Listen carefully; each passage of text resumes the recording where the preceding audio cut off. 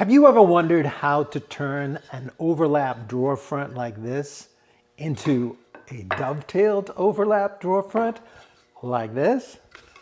Well, if you're interested, stick around.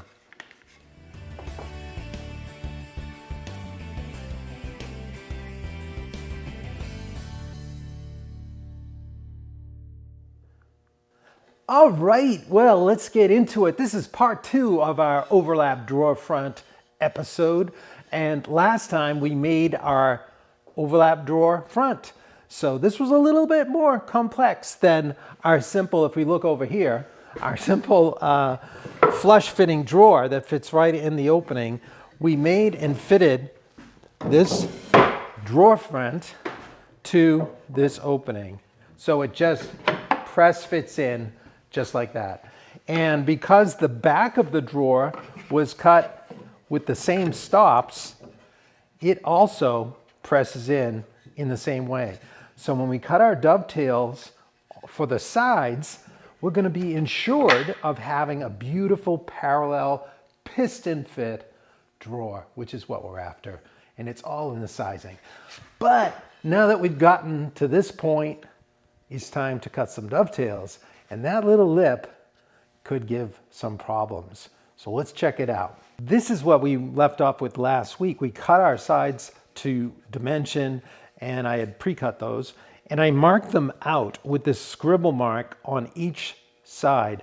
That scribble is a really simple indication of the orientation of these drawer sides, so we don't get confused once we start cutting dovetails. It's pretty easy to do. We've got a scribble mark, meaning that's the outside, face, top, and front. So it's the top, front, face. So can't screw this up, right? I mean, you have to put that drawer front there. So this is our left, right? Now we're ready to go. Now, with a joint like this, you can see, if this is new to you, this is a classic dovetail joint.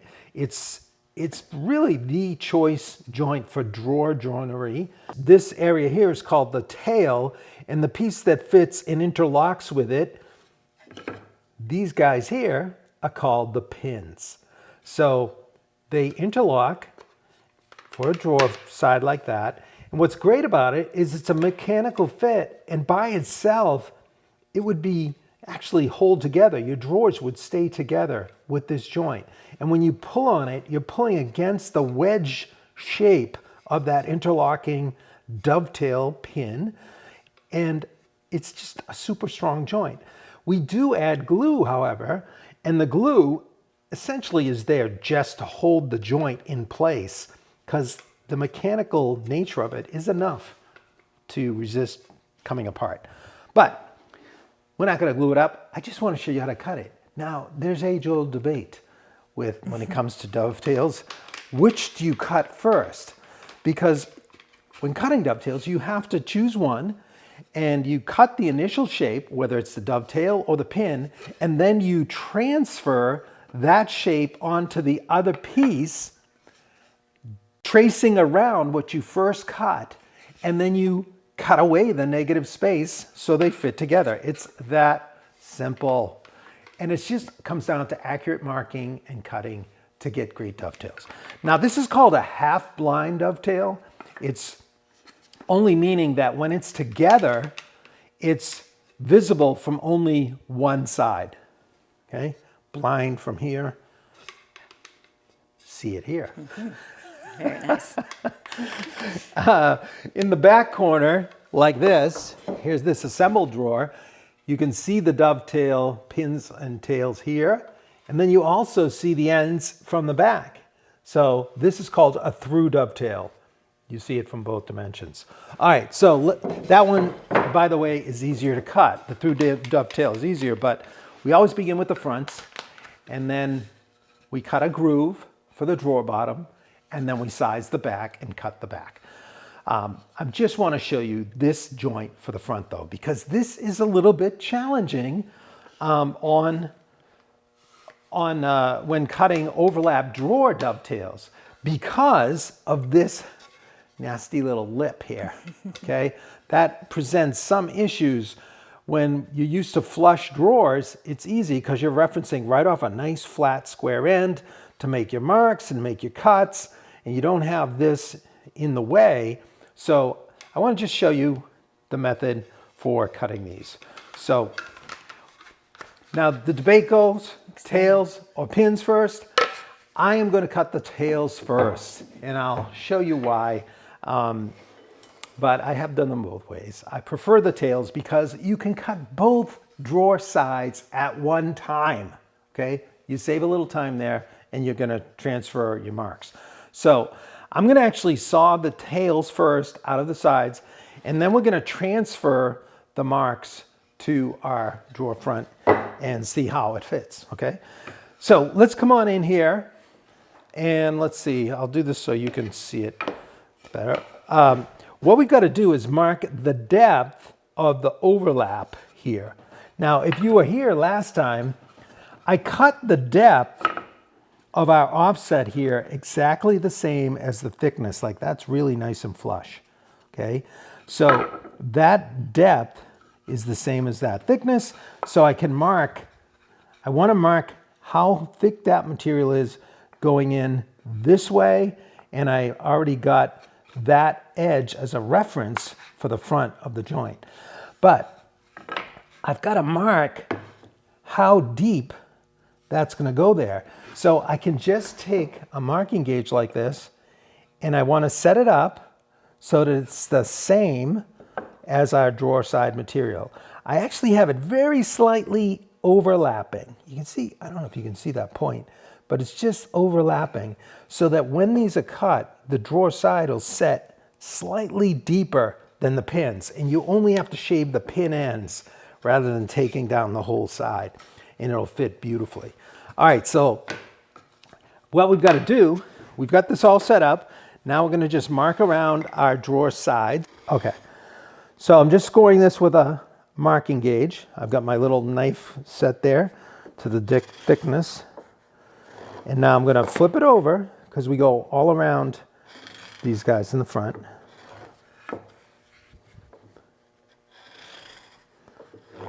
I just do two kind of light passes so I end up with a nice clean slice that's not overly deep.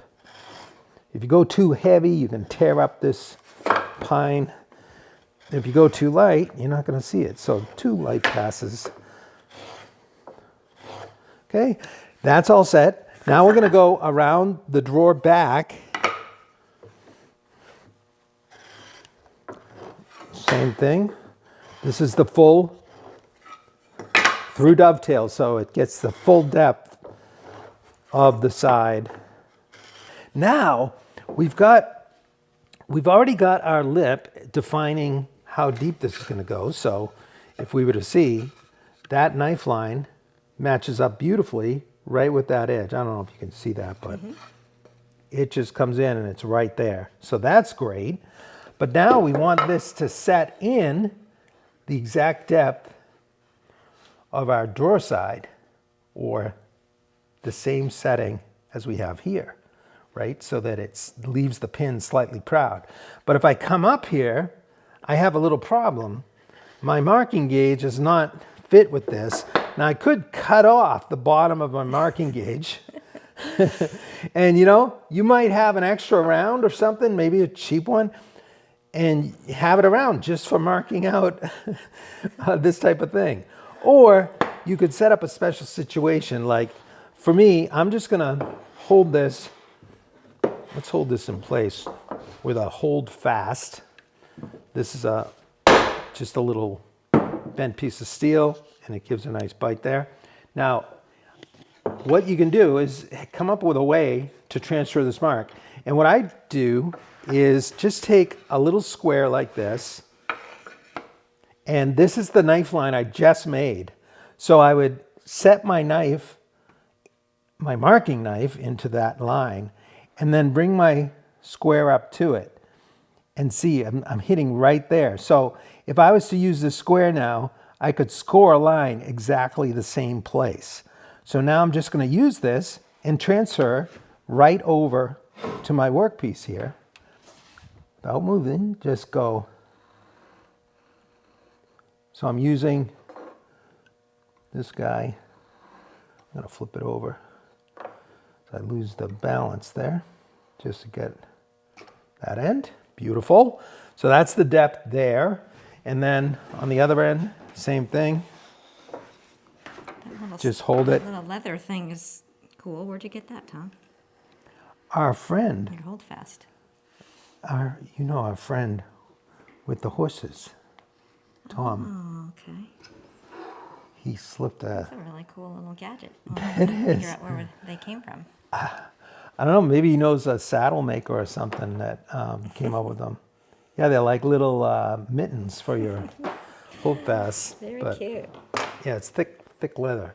So now I've got that marked. I've got my depth set. I'm all set to go, right? So let's go ahead and start with our sides now. We're going to mark out and cut our front dovetails here. So I just have to draw it on one side and then square my lines across, and I can cut both fronts at one time. Now I'm going to do this kind of fast. I know I'm going to come in about 1/4 inch, and I'm marking off the knife line. So I'm going to mark there. I don't have to measure this. I can just kind of eyeball it. And then my dovetail pins are going to be about 3/8 of an inch wide. So let's get our... So if this little half pin was a full one, it would be about there to, let's see, do about... All right, we're just a little under an inch, sorry, a little over, let's see, boom, boom, boom. Yeah, a little under an inch spacing. So I'm going to just go from here to here, a little under an inch, and I'll come from that point to that point. It doesn't matter. I'm just trying to get them roughly equally spaced. There's a lot of ways to do this, but a small one like this is easy enough.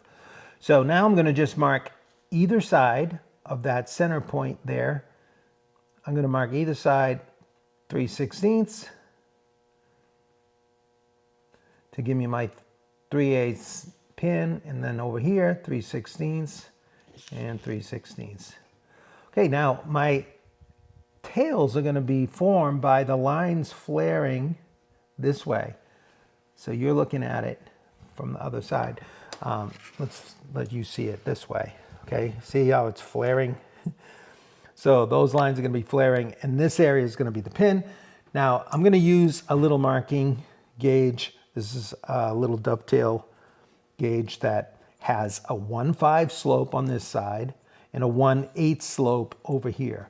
That just means you go over 1 inch, and let's say I went over 1 inch and then up this board like 5, and I connected those dots. That is the slope of the line. That's exactly equal to this 1/5. So we're going to use that 1/5. That's fine. Whenever you teach that, I always feel like I'm in math class. It's not always the best feeling. You were more an English specialist. I'm right-brained. All right, so we're going to get that on there. But I married a mathematician. Go figure. I always thought of myself as a Renaissance man. Yes, you are, dear. All right, so there. Now we've got those marks. Now we're going to scribble. This is going to be what we take away, okay? This is where the pins are going to come through. So we've got these remaining. Those are our dovetails. So now I'm just going to put this into the vise. I'm going to get them nice and flush and nice and paired together. Everything's flush and good. And put them into the vise. I've got a little spacer here that's a 1 inch thick so that my vise doesn't rack when I close it up. And we'll snug it down like that. That looks good. And I may need my auxiliary light here. Hopefully this, I don't think this will mess with the camera. Yeah, that's good. That's good. Okay, now I just need to square these lines across. I don't know if you can see those from here, but I'm just gonna take these lines and square them across. Now this is the first part of the dovetail joint. I'm cutting the tails first, so I don't have to be too fussy with these. It's after I transfer these to the other side, I have to be sure that I maintain, that I cut very accurately to the other line. These I want to be very careful about cutting them square across. So I'm using a nice 0.5 lead pencil here, and I'm going to cut it across. Now this, I'm going to scribble and what I'm taking away. It's a good habit when cutting dovetails because it's easy to cut on the wrong side of the line. All right, I'm going to grab my dovetail saw, and it's a 15 tooth, rip tooth, and here we go. I'm going to start it on the corner and pull it back lightly until I establish a groove, and then I'm just going to start gently advancing and dropping the saw while I cut and following this angled line while I'm dropping parallel or square across right on my guideline, okay? So I'm just going to lightly pull it back, get it started. Now I'm lightly cutting here, and I'm watching it drop right in across that line.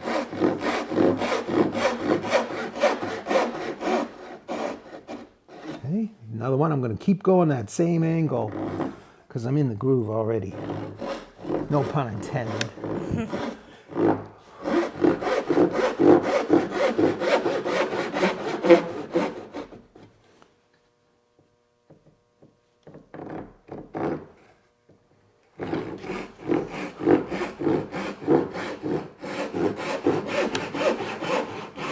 Okay, now I'm going to go the other side and catch them coming back this way.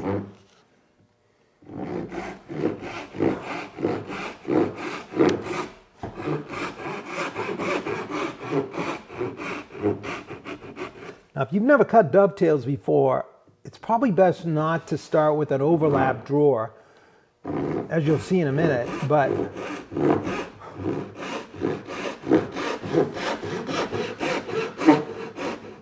start with through dovetails, you know, a little practice.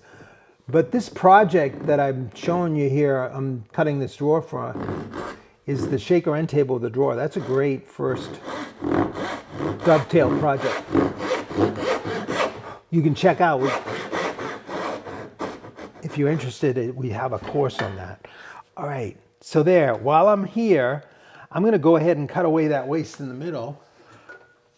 And check this out. I got a new coping saw. Have you seen this? It's timely. You haven't seen this, have you? This is my old one. One of you dear friends, you know who you are, kindly sent me this as a gift, and it's really beautiful. These are the first cuts. I haven't actually had need of it, but it's a little finer tooth than my other one, which is nice. But I just, it's lightweight. It looks like a,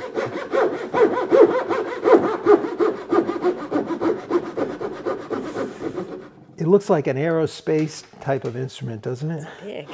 Yeah, it's deeper than my other one. Yeah.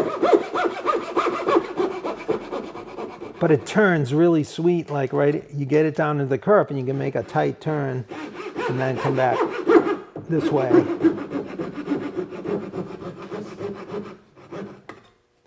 Yeah, whenever you use the coping saw, I feel like it's just about to break. It's not coping very well. Oh, it's a light blade, but it's in tension, so. It's nice.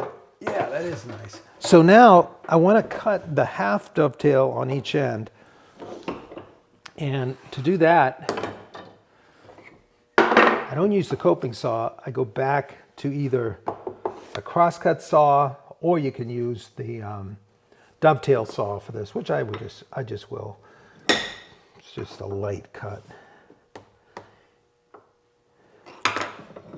And so I need a line to go across there. So I still have my marking gauge set up. I'm just gonna score right across. Bring in my dovetail saw. Now I'm cutting to this fine little knife line. I want to be right on the waist side and gently pull it back. And draw it right down.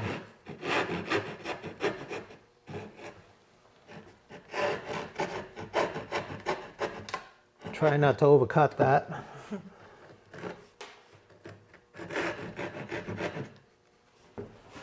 That one?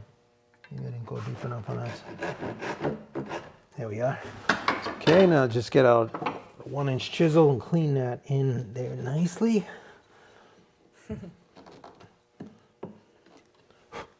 Okay, flip, and we'll repeat that move.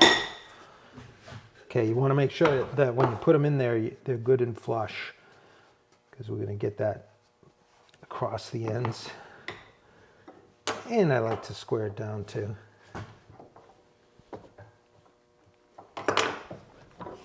Again, marking gauge.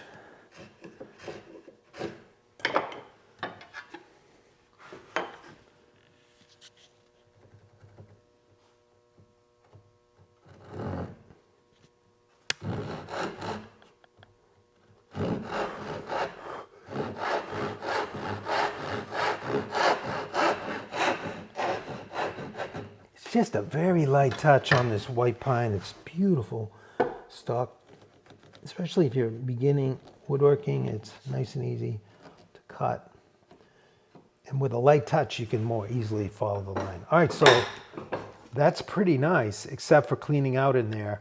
I won't do this all the way because I got one already cleaned out, but I'll just show you the process and we can jump to the next stage. So we're just going to grab it with the holdfast or clamp, and I need to chop that out of the middle. So I have my specially ground dovetail chisel, which is a little less than 3/8. That gets right in there beautifully. So I've got a little material that's a little more than I want to get in one shot, so I'm going to take about half that and then go back and set the chisel right in the knife line, the original marking gauge line, and go halfway. Same thing.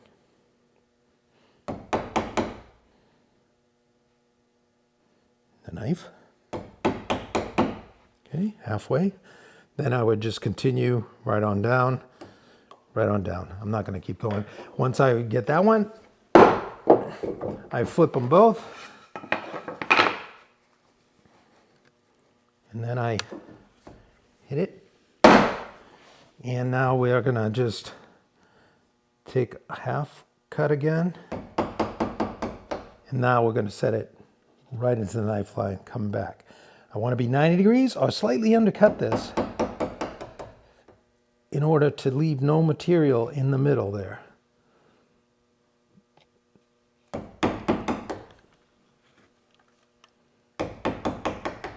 Okay, just like that.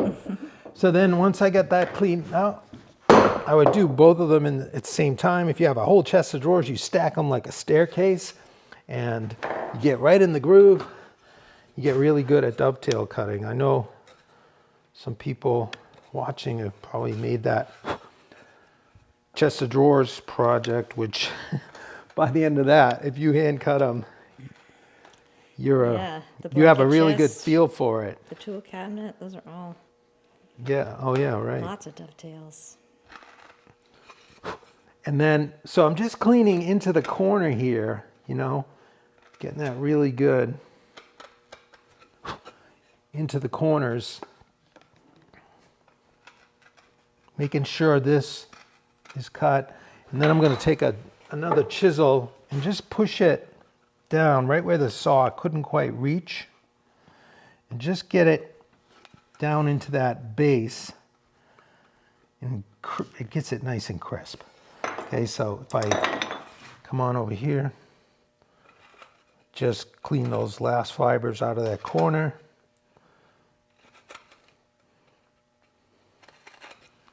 We're going for that, okay? So we've got nice cleaned up dovetails ready. You know, you're just gonna fuss with it a little till you know. You wanna make sure that there's no mound of material between them. so that they're going to fit well together. All right, so once we've got that, I've got another one over here already ready to rock. This one is going to go on this drawer. So this is where we need to mark it, okay? It's going in here. So in order to do that, we have to get and mark around those tails on the sides. Now, let's go ahead and get it in the vise. So I'm going to set it in. I'm going to use a little spacer to hold it up about the height of a drawer side, like that. And let's see, I need a little 3/4 inch spacer. And now just support it out here with the same material. Okay, so this is how it's going to be positioned. Now this is great because we can just butt it right up against there. And to get the bottom flush, I want to be flush with the bottom. I'm just going to use a square. All right, so we're flush on the bottom edge. And now we want to mark there. Now, this time you could mark it with a pencil, but to be a little more accurate, we're going to mark it with a knife. Here, it wouldn't be a bad idea if you had a specially ground knife. So, because my regular marking knife, it's got a flat back, but I can't really fit in there. It's too wide this way. So you could grind your own. I've made special marking knives out of bandsaw blades to get between very thin pins, you know, to reach down in there if this was a very thin opening right here. But I haven't ground one for that. So I'm going to actually use the scalpel. And I have to be careful to lean it because it's beveled on both sides. But that's okay. I know I'm flush. I'm lined up. Let me double check I haven't slipped. I'm going to line this up flush on the bottom. That's good. And now I'm just going to come right down and knife it. I don't think you can see down in there. I'm having a little trouble seeing with the camera back. Can you back up a little? The camera lady gets the camera angle right there where my head was. You're right. So I'm knifing down there. See how nice and thin and narrow that is? I can get right down in there and I can see that slicing perfectly the outline of that tail. So that knife line. No blood loss. Is exactly right. Yeah. You want to be careful not to cut into but I find it's pretty easy if you just hold it. You're just getting the point right down in there. Making a very slight incision.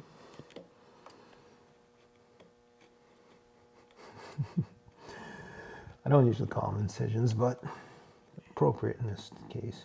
All right, so I think I've covered them all.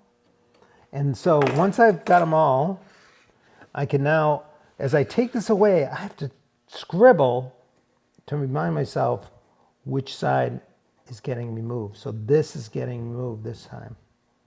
Okay.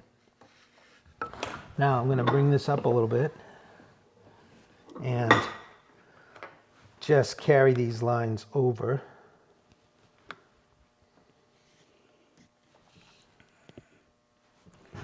Thoughts about the blue tape option? You can use the blue tape method. Yeah, that's fine. Lots of proponents on here. Yeah, it works fine. I'm so used to not doing the blue tape. Not that I'm against it. It's just I'm so used to not using it. I just cut to the actual knife line. Once you've done the blue tape a few times, you could try that. You don't have to go away from it if you don't want, but you can skip a step by just knifing it and not having to peel the tape and all that. So no problem doing it, but now I'm going to just use, actually I'm going to, yeah, I'll knife them, whatever. You know what? I want to see this better, so I'm going to use a pencil. This is just to help me eyeball square. The real place it counts, this gets buried. where it counts is out here. I want to saw right to that knife line, right? So.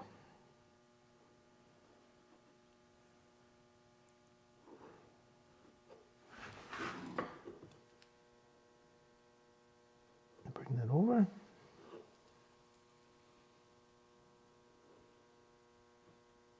Okay, so again, this is what we're getting rid of. We're leaving those pins. That's pretty key. I didn't get the greatest line on one, but I'm gonna saw with faith that I can see it. All right, so there we are. Now it comes time to saw. Now this is a little tricky because we don't want to saw into that, but let's go ahead and get our piece on the table. I like to cut them from the end here. Some people like to cut them this way. You can do that as well. I'm just such in the habit of cutting them from the end that I'll do it this way.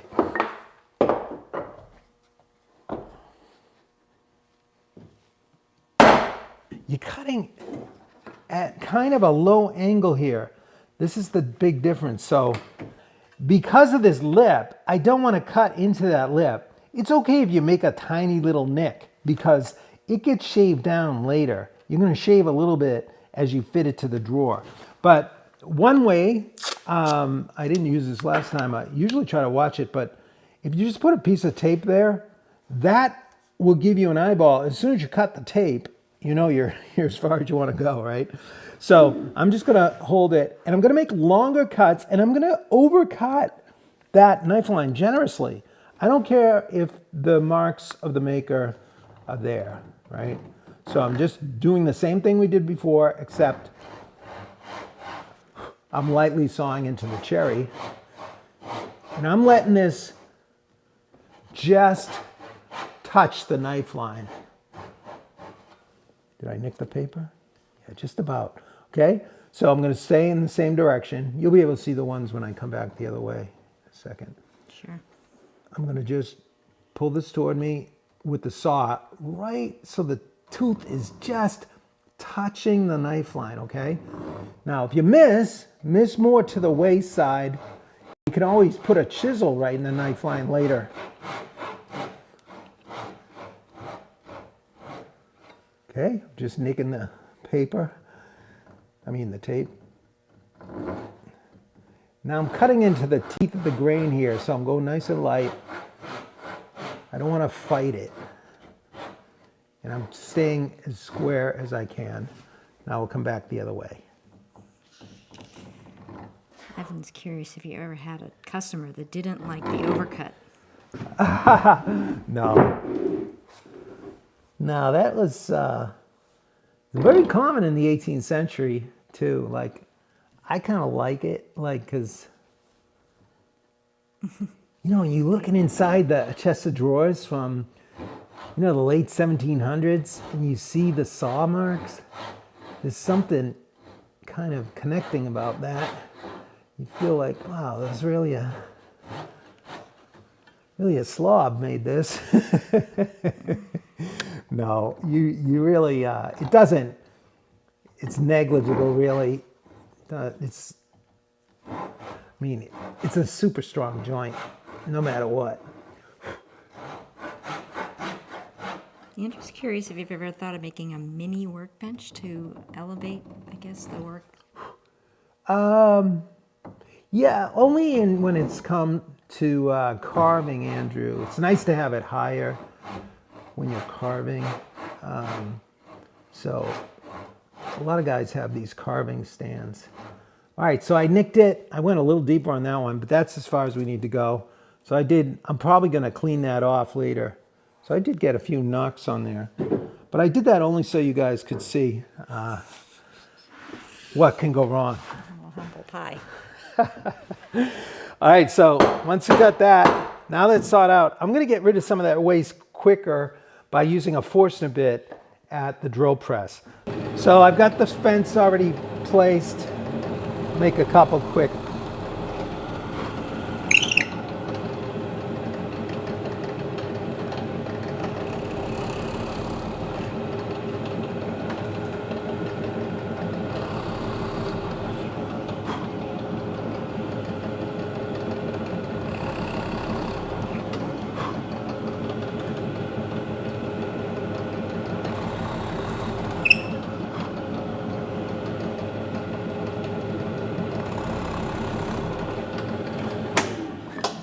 Okay, so we've just helped ourselves to get rid of some of that weight. All right, I need a couple chisels. I think I got the 1/2 inch and the 3/4. So now I've just got to clean this out, you know, do this rapidly.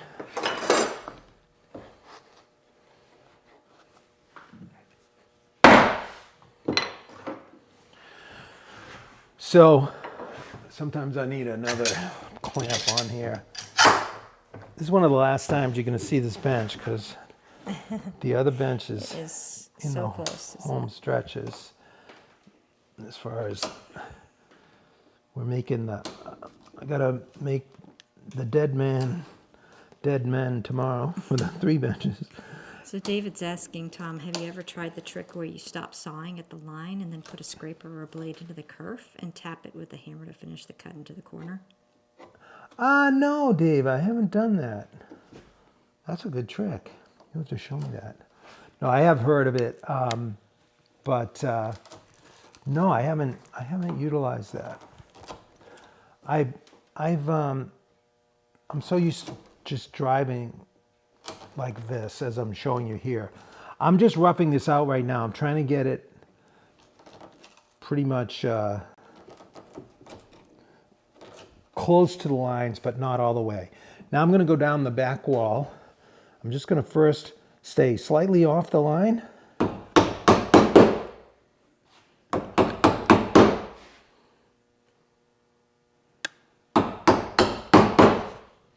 Just go right across.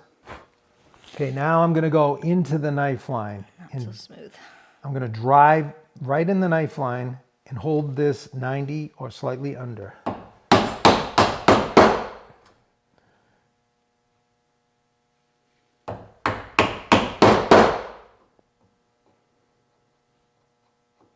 Same thing here. So this is sort of like a stop cut because I'm cutting across the fibers. So when I clean out from the long end, these fibers should break free back in that corner. And then I just feel it right in the knife line. And now I want to get deeper into that corner, so it's good to have the little 1/4 inch. I'm just going to hit down. This is where you could have a fishtail chisel,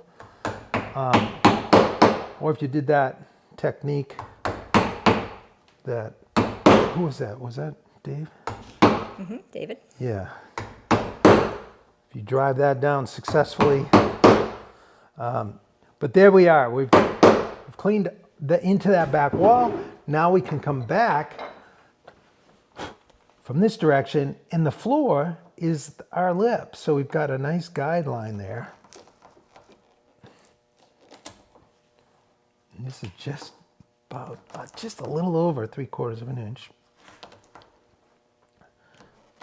So I'm just gonna push this in.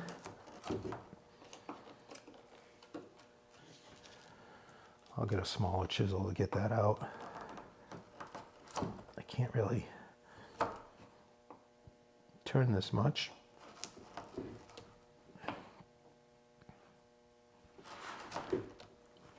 Okay, let's get back to the 1/2 inch. This is a question I have. When would someone choose the overlap versus The flush overlap? type of drawer setup? Is it just a design question? Yeah, it's more or less a design question. It alleviates, you know, having to put stops in and gives you a nice look. And so now I'm going right to that little bit of a knife line that I can see at the bottom. And I'm setting the chisel to follow the same angle as my saw cut and cleanly right down into that corner. Okay, you can see. So we end up with all these nice little sockets that are pretty much the exact opposite of the tail shape that we had there. Again, if you were building a chest of drawers, you would have these staircased so you could do them fairly efficiently, and you build some muscle memory that way. You're an expert by the time you're done. Oh, it doesn't look like.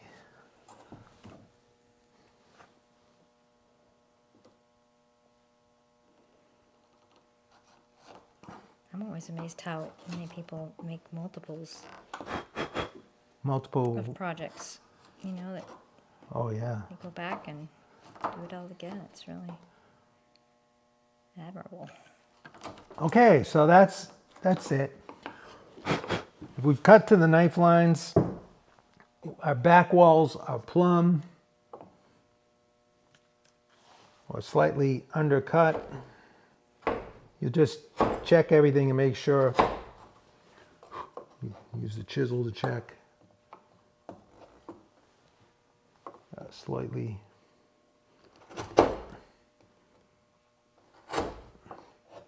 Just tune it up.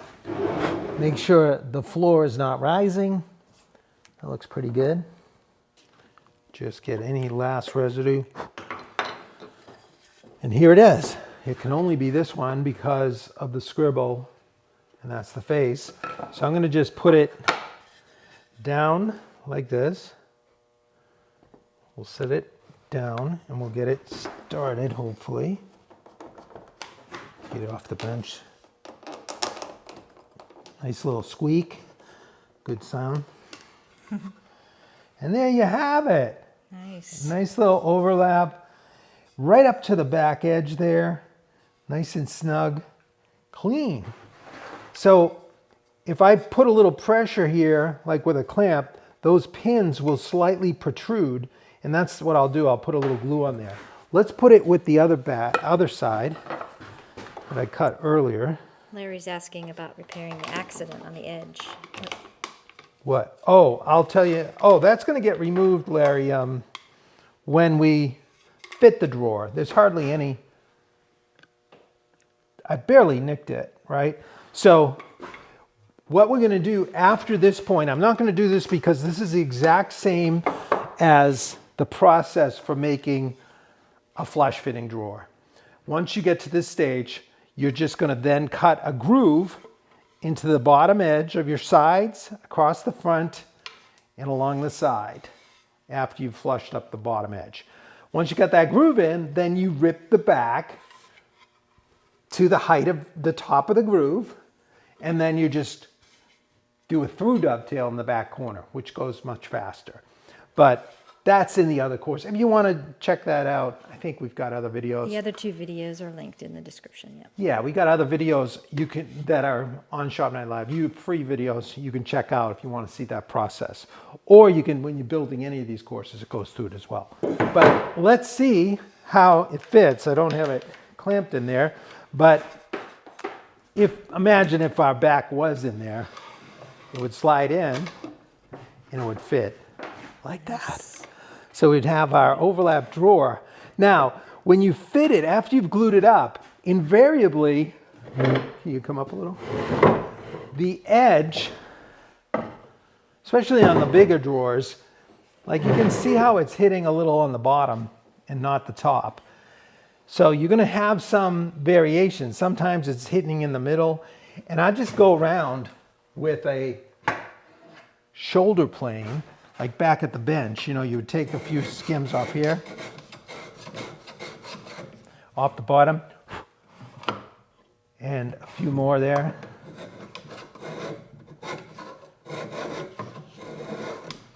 Tony's wondering how you clean up the proud pins with the overlap in the way. Oh, great question, Tony. Yeah, meant to mention that. Yeah, so you're going to clamp. Once I've clamped, they're going to be protruding slightly, and then you can get them into your bench hook, like you'll have a way of holding it this way. I wouldn't come in here. What I prefer to do is to take a paring chisel. Now, paring chisel has a flex to it, and when it's really sharpened, as this one is, the back is just dead flat and polished. You got a nice edge, and you would come up here, and they're not sitting proud right now. Let me flip it to the other side. Maybe I've got to clamp them in and let them, yeah, I can feel this one. Maybe I can get a little more. No, I can't because Make it when happen. I set it there, it wants to slightly. Anyway, I just want to give you a slight look at it. So, holding pressure here, you can actually lift the handle and flex it, but it doesn't dig in because it's bending. And see how I would make a shearing cut there? And I just shear right across those guys there.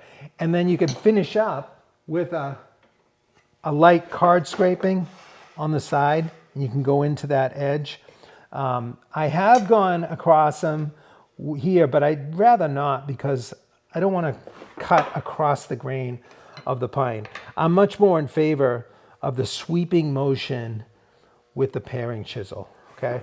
Or a regular chisel if you got it, but that paring comes in handy for that very type of thing. So, well, thank you all so much for hanging out with us in the shop. On behalf of the camera lady and myself, we look forward to seeing you next time right back here on Shop Night Live. Awesome. Good night, everyone. Thanks for being here, everybody.